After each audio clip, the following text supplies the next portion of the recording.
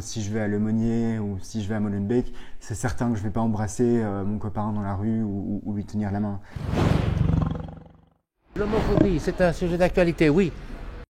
Mais c'est clair que, je pense que c'est même pas spécialement que à Bruxelles, mais même partout dans la société belge, je pense, et même pas que belge. Je pense bien que oui, parce que l'autre jour, je marchais dans la rue sur rue du Midi, et par exemple, il y avait un couple homosexuel juste devant moi, et d'un balcon, tout d'un coup, on entend coupe de tapette ou coupe de lopette. Et moi, ça m'a surpris, parce que je me dis qu'on est quand même en 2021 et que ça devrait plus arriver, ce genre de choses. En 2020, en Belgique, il y a eu 12 cas d'agression homophobe recensés à la police, un homicide.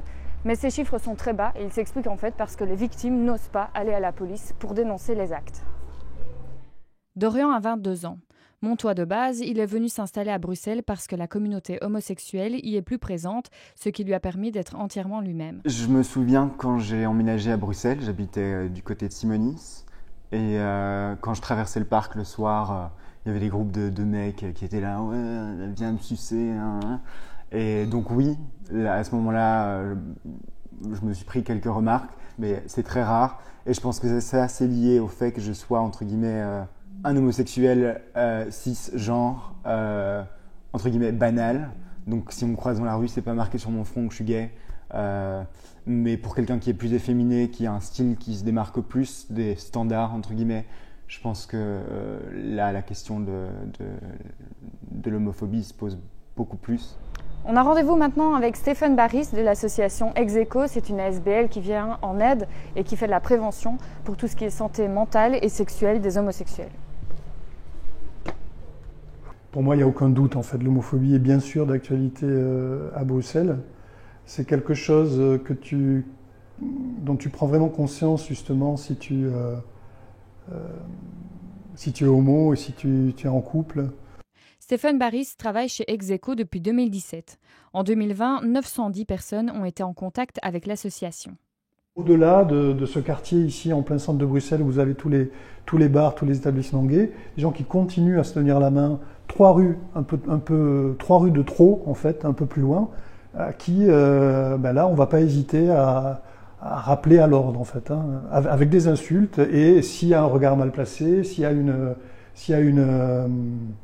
un geste mal placé, s'il y a un geste de défiance, si je me retourne et je dis mais qu'est-ce qu'il y a un problème, et là on peut arriver au coup. Et ça c'est quelque chose que les homos intègrent et savent. Si vous deviez faire votre coming out ou dire à vos proches ou vos parents que vous étiez gay ou bi, quelle serait selon vous la réaction de vos proches ? Du côté de ma mère, je pense que ça passerait encore un peu tranquillement, mais du côté de mon père, je crois que même le terme, il l'aurait pas compris, ça aurait été un débat sans fin, je pense. C'est beaucoup plus facile de l'accepter quand on a des gens autour de nous qui le sont aussi. Quand je prends l'exemple de mes parents, par exemple, j'ai pu avoir des réactions un peu contrastées avec mon père d'un côté qui est très ouvert là-dessus, qui a plein de potes homosexuels, et ma mère de l'autre côté qui est peut-être moins souvent confrontée à ce genre de problématiques. J'en ai parlé seulement à quelques de mes amis qui m'ont dit ah, d'accord. Et ma sœur m'a dit fais ce que tu veux. Je me souviens que ma mère s'est remariée il y a 1 an et j'étais venu au mariage avec mon compagnon, et il y a une des invitées qui faisait partie des amis de la famille, mais voilà, assez éloignée, qui avait un petit peu bu et qui m'a dit, en tout cas, maman est bien courageuse, gay et en couple avec un noir. Et j'étais là, waouh, ok, c'est peut-être pour ça que je suis partie de Mons en fait. On a rendez-vous maintenant avec Rachel de la Belgian Pride. Elle va nous parler un peu plus de l'éducation et de la place de l'éducation dans la lutte contre l'homophobie.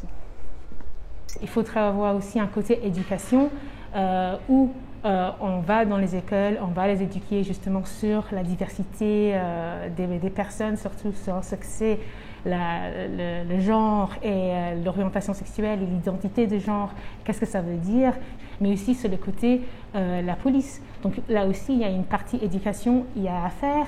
Il y a la police qui doit s'éduquer justement de qu'est-ce que ça veut dire. Il y a toute la société en fait qui doit s'éduquer autour de ces questionnements. elle a ses racines en fait dès l'école, hein, puisque l'insulte la plus commune, la plus diffuse, la plus banale, c'est PD, c'est tapette.